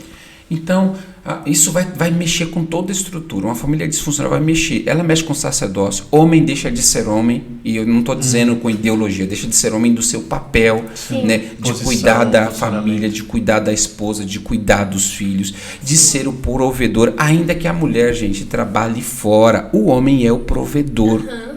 Né? Não pode substituir. Né? Deus colocou a responsabilidade nesse homem. Né? Então ele precisa exercer. E assim, uma família que falta um pai, uma mãe, ela é terrível, porque ela vai faltar uma parte extremamente importante, que é o afeto, é o amor, é a delicadeza. Mas uma família que falta um pai é destrutiva em todos os gêneros, seja para o homem e para a mulher. E a gente tem muitas famílias que faltam os pais. Uma criança que não tem pai, isso quem fala são estatísticas, não é nem uma questão evangélica. Uma família que não tem pai, o filho cresce inseguro. O filho cresce sem propósito. Ele cresce cheio de medo. Porque o pai ele dá esse seguro. Dificuldade de confiar. A figura do pai, gente, ela traz aquela coisa de eu posso, ele é o meu super-herói. Perde-se, morre o super-herói. Né? Aquela criança, ela perde tanto, que eu falo muito, como a gente está vendo uma era de muito abusos, né? Eu digo muito para a Helene e o Arthur, né? O Mateus já não, que o Mateus está grande, mas quando a Helene e o Arthur estão crescendo, eu sempre digo para eles, cuidado, né? Se alguém tocar, se alguém chamar, grita, né? O pai não pode estar, mas eu vou aparecer assim, como flash, eu falo para eles, né? Porque eles precisam entender que o pai deles é super-herói, né? Porque o abusador, ele vem muito destrutivo. E qual é a área que ele vem? Ele vem indo pegando pesado, dizendo assim, não conta pro seu pai não. Se você contar, eu vou te matar. Sim. E eu vou matar você e vou matar seu pai. Né? Então, na cabeça do Arthur e da Helena, né, o Arthur já tá entendendo, tá chegando na adolescência, já não cola essa história. Mas quando ele era pequenininho, eu falava, o pai não morre não, tá? Eu não morro, eu sou super-herói. Ninguém pode me matar. Para que, se de repente se aproximasse qualquer abusador com esse tipo de ideia, ele entendesse que o pai poderia proteger, custe o que custar. Ele não precisava se calar para proteger a família, porque as crianças se calam por isso, porque as crianças não querem entregar o pai pro abusador. Já imaginou? A criança tem que ter a responsabilidade, olha só a inversão. Sim. A criança tem a responsabilidade de proteger o pai, sendo que é o oposto. O pai que deve proteger a criança.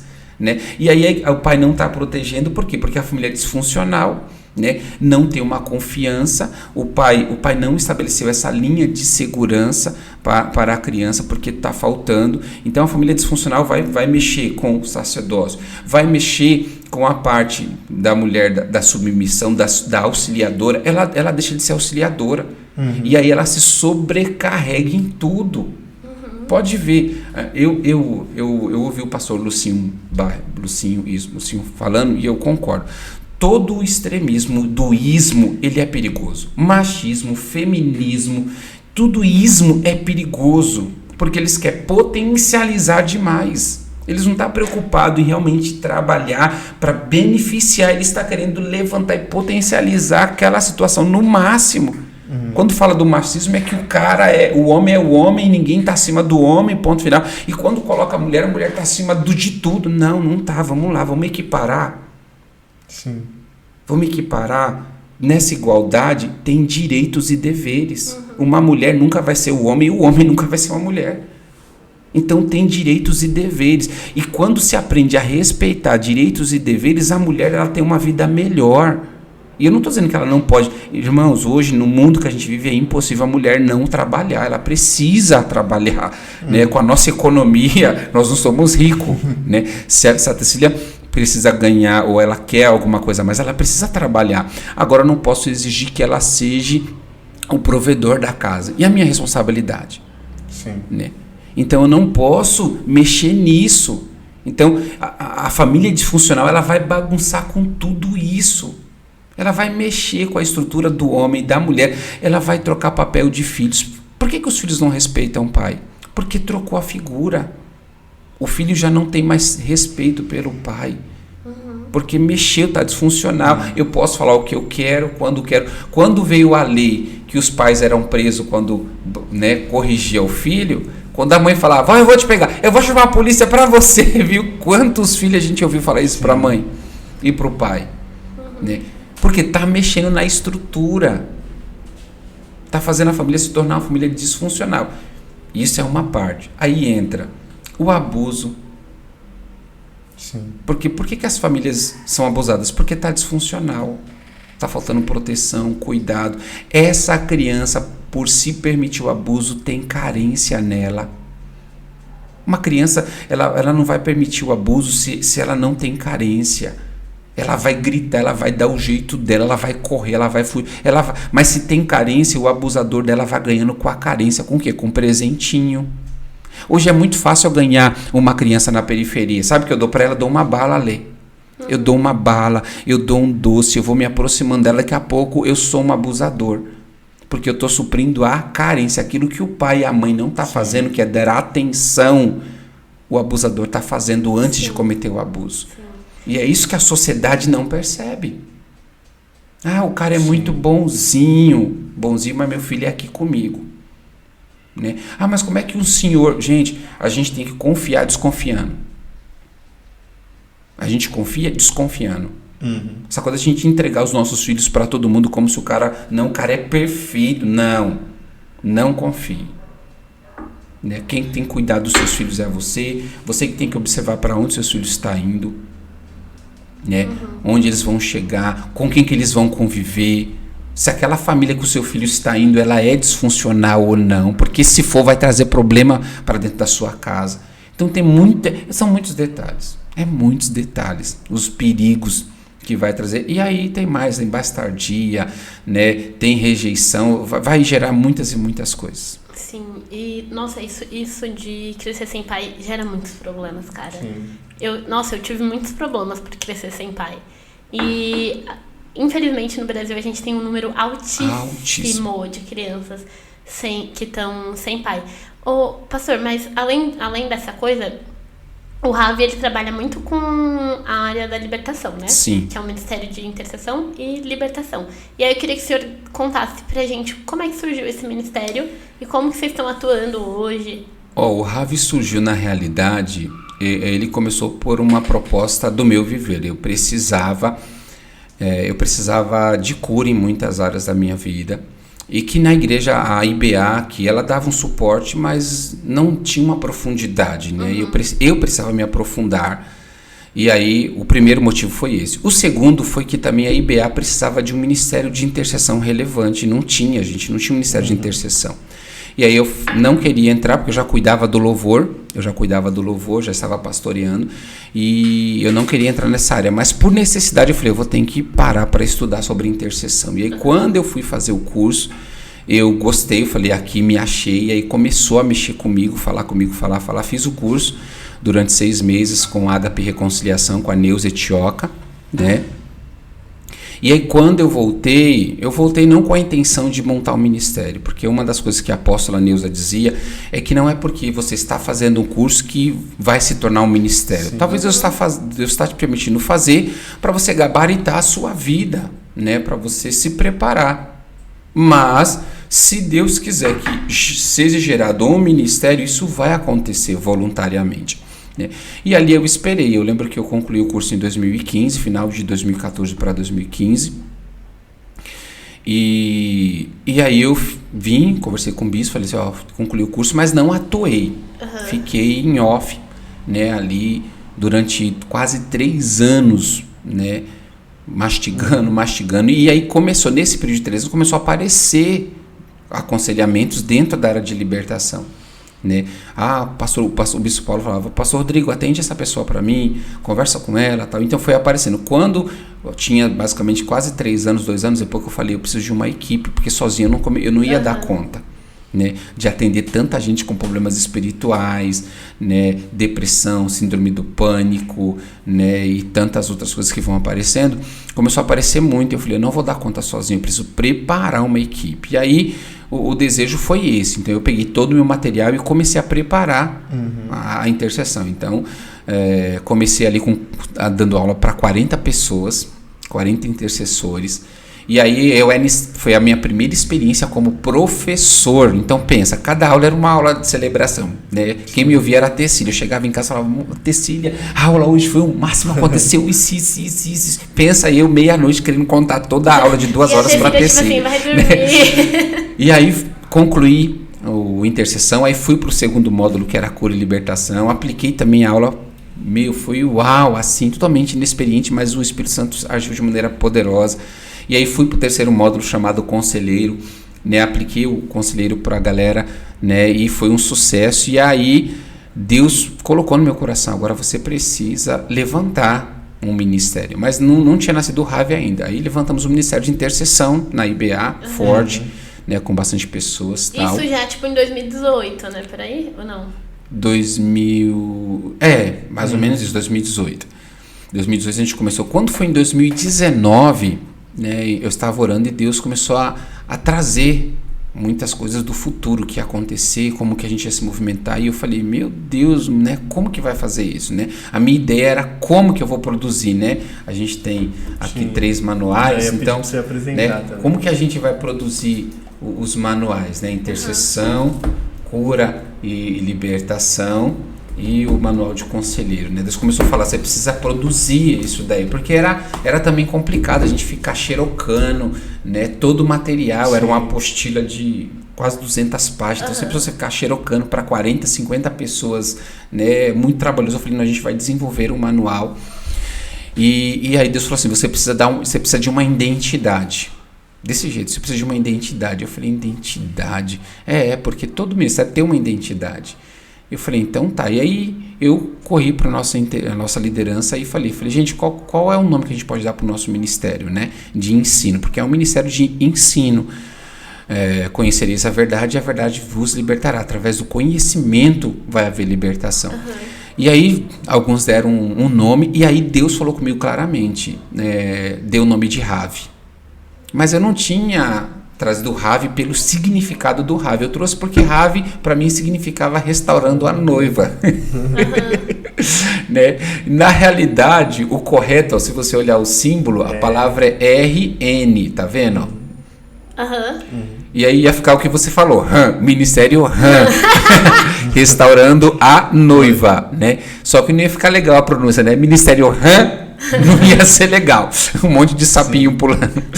E aí Deus trouxe Ravi. E aí eu não tinha pesquisado o significado da palavra Ravi. Eu só falei, gente, eu achei legal o ministério Ravi, porque o que o Senhor trouxe para nós é esse, Alê. Por que o Ravi está aí? A proposta do Ravi não é ser mais um ministério, mais um departamento numa igreja. Não.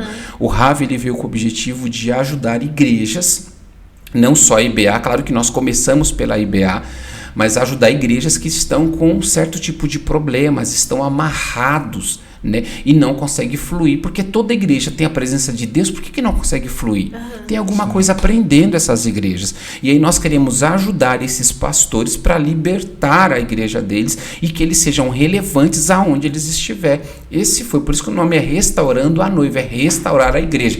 E por que a igreja precisa ser restaurada, pastor? Porque o pecado tem invadido a igreja, né? A imoralidade tem atingido a igreja. A gente está vendo púlpitos com pastores cheios de pornografia, púlpito com pastores cheios de adultério, púlpito com pastores cheios de homossexualismo, né? Eu tenho história de pastores que se relacionaram com ministro de louvor dentro da igreja, né? Tendo relação sexual com o ministro de louvor. Então são histórias bizarras, né? São experiências, e que a gente vai fazer o que essas pessoas? Lançar ela fora? Não, ela precisa de cura. Ela precisa voltar para o início da história que Deus tem para a vida dela, restaurar, curar, transformar e ter um sucesso dentro do evangelho, não deixar o diabo roubar essas pessoas como tem acontecido. Então essa foi a proposta de levantar o Ravi. E aí a gente na reunião ali falando sobre o nome Ravi, a Cláudia do Fabiano, a Cláudia Rodrigues, decidiu pesquisar o que significa Ravi. E Ravi significa detentor de conhecimento. Era uma palavra usada pelos rabinos judaicos, que significa um cara que era portador de conhecimento, era aquele que estava disposto a se fazer compartilhar o conhecimento. Eram mestres, né? E aí eu achei fantástico, porque eu falei, eu não quero trazer cura e libertação com miticismo, né? Tem demônio aqui, qual é o seu nome? Fala aí o seu nome, você entrevista. Não é, essa não é a libertação que eu acredito. Sim. Eu acredito numa libertação, ainda que ela seja espiritual, ela seja racional, inteligente, né? Que a pessoa tem que ter consciência do arrependimento e do que ela está pedindo perdão. Ela precisa mandar o diabo, os demônios embora, ela precisa quebrar as alianças que ela fez, ela precisa sair das cadeias que elas estão presas. E aí isso precisa ser consciente. Ela precisa virar para o demônio de estimação dela, dizer, eu não quero você mais, né? Sai da minha vida. Ela que precisa declarar isso. Então, por isso que a gente só pode fazer algo consciente através do quê? Do conhecimento. Sim. Porque tudo aqui, apesar de ter manuais para facilitar, tudo aqui é Bíblia. Tudo é baseado dentro da palavra de Deus e dos nossos testemunhos, né? Daquilo que a gente vivenciou em sala de atendimento, em experiências, em aconselhamentos. Então, essa é a proposta do Ministério Ravi. Eu ainda quero acrescentar no nome de Jesus. Deus vai nos permitir colocar mais 2 cursos dentro do Ravi, né, que é ativação profética. Eu quero trabalhar o curso sobre ativação profética, e eu quero também trabalhar o curso, como eu tenho, né, experiências aí de basicamente 33 anos de ministro de louvor, né, de adorador, de músico, de levita. Eu quero trazer o curso de ministro de adoração. Muito legal, né, pastor. para trabalhar mesmo a responsabilidade, né, do ministro, para que ele seja realmente conhecido como ministro, que ele flua, né, também abrindo mão, porque parece que o ministro não precisa ter a mesma responsabilidade que um pregador. Ele precisa ser santo, ele precisa caminhar em santidade, ele tem uma responsabilidade porque ele tem uma influência. Muitas coisas, Alê e Bré, que a gente vive na igreja, né, no contexto, claro, geral, não estou falando de beático, mas o contexto de igreja, muita coisa que a gente vive é por contaminação espiritual. Um pastor, quando sobe em pecado, que não são pecados não arrependidos, tá? Quando ele sobe em pecado, ele está contaminando a igreja. Sim. E aí, vamos supor, se esse pastor sobe em adultério, ele está compartilhando o adultério, e daqui a pouco vai começar a explodir adultério dentro da igreja. Caraca. Um pastor consciente com uma influência sobre, né, homossexualismo, ele vai contaminar, e daqui a pouco vai começar a surgir no meio da igreja muitas pessoas com esses desejos, porque ele está transferindo o que ele tem. Ai, pastor, é muito místico. Não é, gente. Não é. Isso é contaminação. Sim. né? Então por isso que a gente precisa preparar a igreja. Há uma perfeição? Não, a igreja nunca vai ser perfeita. Um dia ela vai chegar em perfeição.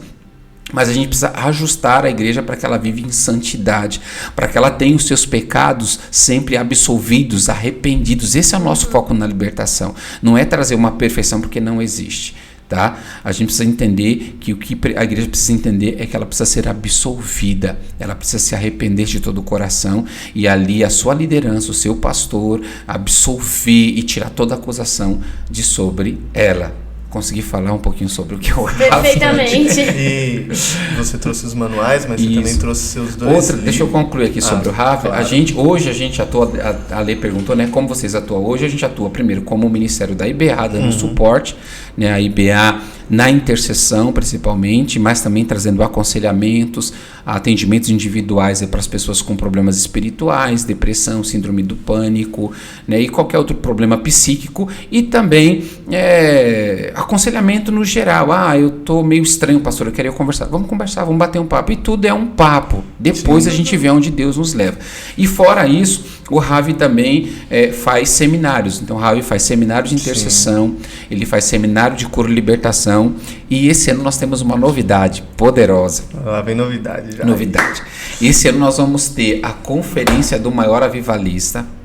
Uau. Né? Então, o Senhor me deu esse livro em 2020, né? O maior avivalista. Chegou na pandemia, gente, incrível, foi uma movimentação de Deus. Né? Então, falando quem é o maior avivalista, não tem outro, não tem uma pessoa humana, né? Não tem um pastor, um apóstolo. O maior avivalista é o Espírito Santo, porque tudo acontece através dele. Então, ele é o avivalista. Né? Eu não sou o avivalista. O avivalista depende do Espírito para que as coisas sejam avivadas. Então, nós vamos ter essa conferência chamada Conferência do Espírito Santo agora em abril aqui na IBA. Legal. Tá bom? Show. Serão 3 ou 4 dias, né? Falando da pessoa do Espírito Santo, né? Os símbolos, o formato, os dons, como ele se manifesta, assim, de uma forma poderosa. Já está fixada. Qual é a data? Eita, é dia 12 a 15 de abril. Muito legal. 12 a 15 de abril. Se eu não me esqueço, é 12 e 15 de abril. Mas aí qualquer coisa, vocês vão ficar sabendo mais, mas se eu não me engano, é 12 a 15 de abril. Será um tempo muito poderoso, de muita manifestação de Deus, né? De muita manifestação dos dons espirituais. Nós estamos orando, aproveitando agora o jejum de Daniel, né? Estamos orando e nos consagrando para que nesse dia também Deus promova muita cura. Amém. Tá? Porque a gente acredita nessa manifestação do Espírito Santo. E no final do ano, lá em agosto, em agosto, nós vamos ter a conferência Vida de Convicção.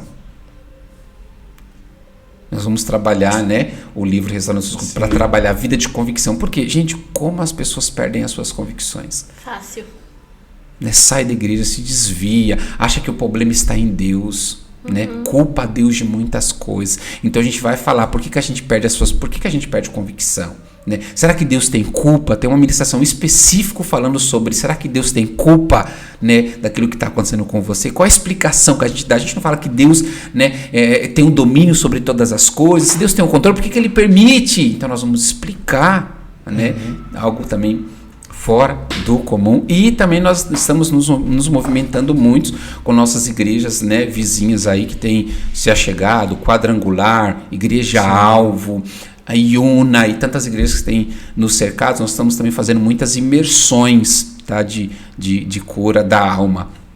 Então nós temos nos movimentado dessas formas. Sim. Só trazendo uma base, o livro Restaurando Suas Convicções foi o meu primeiro livro lá em 2015. Sim. Né?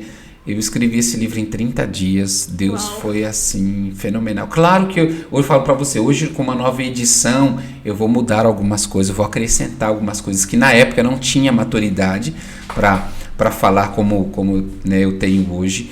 Então, numa nova edição eu vou trabalhar ele, mas ele vai falar dessa história, sabe, de destrutiva da família, a época que eu tive depressão, que eu cometi o suicídio, eu quase fui pro beleléu, mas Deus é tão bondoso, né, que Deus me conservou até aqui, e tá aqui nesse livro. Também tem aqui o testemunho da Fernanda, do Kiko, né, Fernanda Bernardino, tem o testemunho, o Dadai tá aqui, o Dadai tá no Maior Avivalista, né, milagre aí que a Dai a Day recebeu aí, a pastora Dayana, né? Então, são os livros, eu acho que os meus livros, fora os manuais do Ravi, porque o manual do Ravi carrega muito conteúdo específico da área, mas os livros carregam muito a história e como eu vejo, né? Então, como que eu vejo Deus aqui no Restaurando Suas Convicções e como eu vejo Deus no Avivalista, como que o Espírito Santo foi apresentado para mim, né? E não algo místico ou fabuloso ou fantasioso, não, a realidade desse Deus chamado Espírito Santo.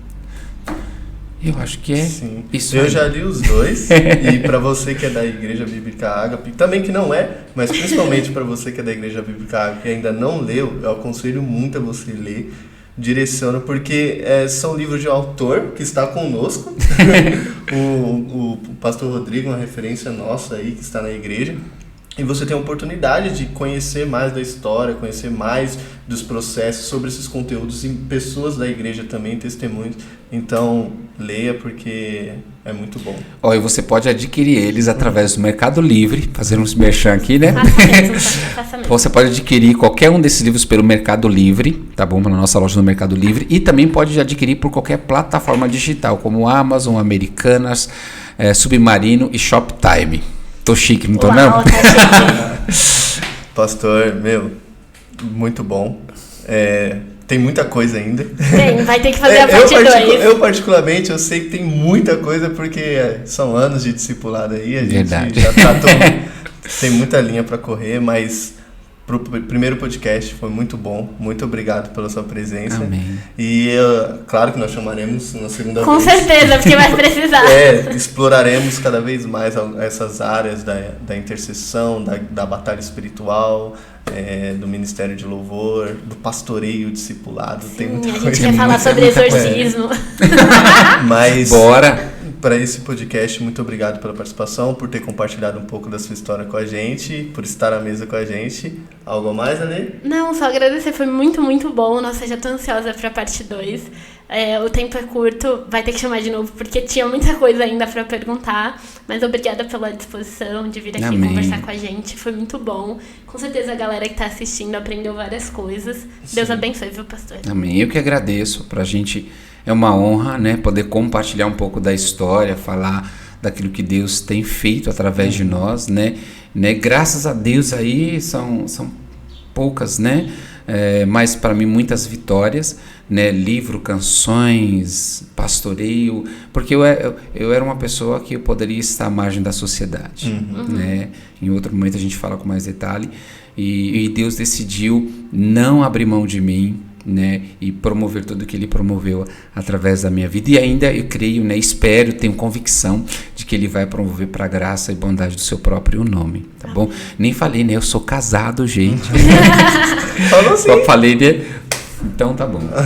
Pode fazer a declaração para Tecília, a gente deixa. A senhora fala assim, você nem falou que você era casado? Sou casado com a melhor mulher do mundo, pastora Tecília, né, minha melhor parte, eu digo muito isso para ela. A Tecília veio para transformar a minha vida. Ela foi uma mulher que acreditou. Eu digo que se tudo que está acontecendo no Ministério Ravi, louvor, se Deus não tivesse colocado essa mulher na minha vida, eu não estaria, porque ela foi a razão de muitas atitudes, de falar, opa, não, né? Ela que me segurou, ela que me fez recuar, ela que me mostrou o caminho, né? Embora eu tenha mais tempo na igreja, mas ela foi a razão de muitas coisas que aconteceu no meu ministério, e tudo que tem acontecido ainda, ela acreditou. Eu dei muito trabalho. Tá? Eu dei muito trabalho, meu vício na pornografia machucou muito ela, e ela acreditou, depositou confiança no nosso casamento, e hoje nós estamos aqui como uma família restaurada em Deus. Claro que primeiro por Deus, mas segundo porque aquela mulher não desistiu de mim. Eu agradeço muito, meu amor, beijo no seu coração, te amo mais que chocolate, ou melhor, mais que leite condensado. Tá bom? E tenho 3 filhos maravilhosos, né? Mateus, de 21 anos, que o Mateus, todo mundo sabe que não é meu filho biológico, né? Mateus é meu filho adotivo. O que é estranho, porque ele é a sua cara. Mateus é meu filho adotivo. Eu adotei, né? Porque ele é filho da Tecília, de um primeiro casamento.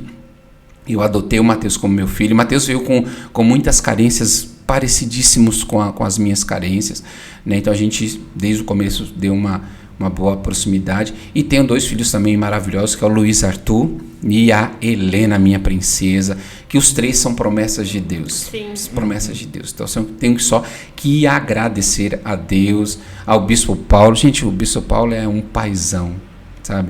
Outro cara, se eu não tivesse ele como meu pastor, e eu entendo, hoje eu falo assim, por isso que Deus mandou eu sair do outro ministério, porque se eu tivesse talvez com outros pastores dando o trabalho que eu dei, eles tinham mandado eu embora. Tinha falado assim, não, você não presta para ser crente mesmo não, vai pro mundo porque o mundo te merece. Mas ele não, ele viu coisas quando eu ainda não enxergava. Ele viu pastoreio, ele viu possibilidade quando eu ainda não enxergava nada disso. E eu dizia para ele, eu falei, bispo, eu não estou vendo isso não. Né? Eu não acredito nisso. Ele disse, você é um homem de Deus. Você é um grande pastor. E a transformação veio, não sei se foi pela palavra profética, né?